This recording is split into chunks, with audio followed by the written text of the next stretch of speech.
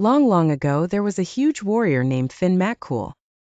He lived in Northern Ireland and was the leader of the Fianna tribe. One day, he heard loud shouting from Scotland, which lies across the sea from Ireland.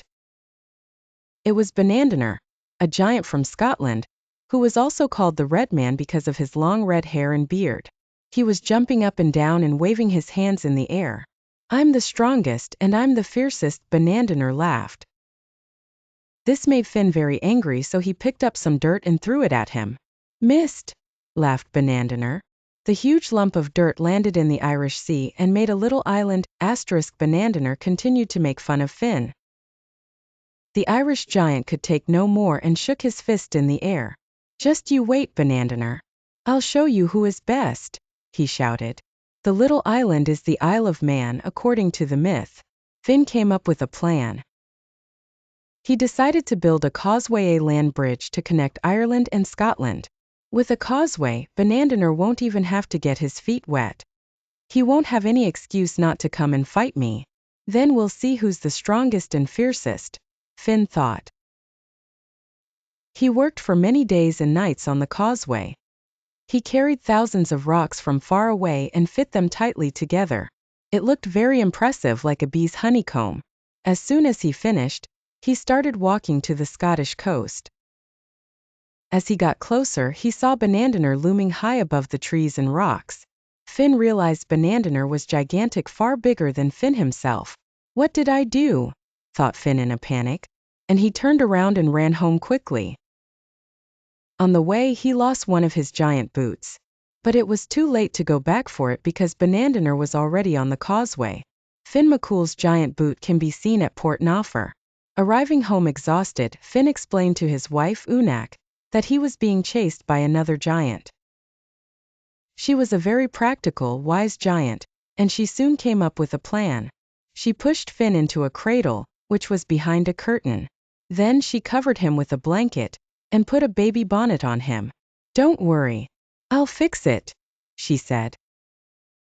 As Banandiner approached, the house shook. Soon he was banging on the door and Unit9 opened it. "Where's the coward MacCool?" he roared. Unit9 stayed calm and explained that her husband would be home soon.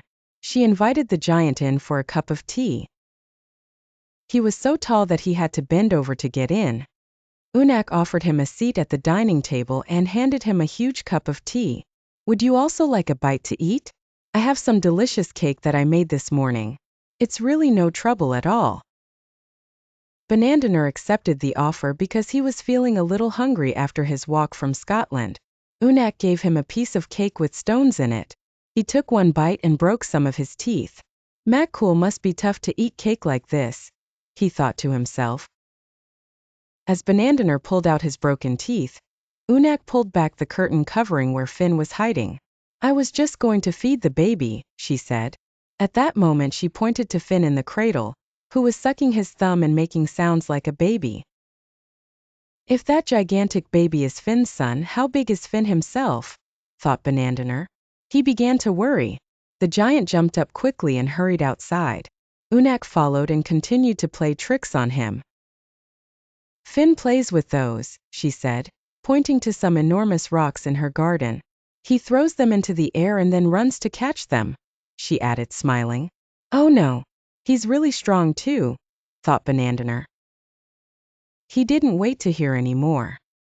He ran immediately to the causeway and broke it up behind him so Finn couldn't follow. When they saw that, Finn and his wife were very relieved. "I don't think we'll be seeing him again," they laughed. To this day, you can still see parts of the causeway on the Irish coast. Some people even say that Finn is sleeping in a nearby cave, and will wake up if the Irish ever need his help. The Giant's Causeway is an area of about 40,000 rock columns that formed after an ancient volcanic eruption. Most of the tops of the rocks are hexagonal and lead into the ocean like tall stepping stones. The tallest are about 12 meters high. Today it is one of the most popular tourist attractions in Northern Ireland.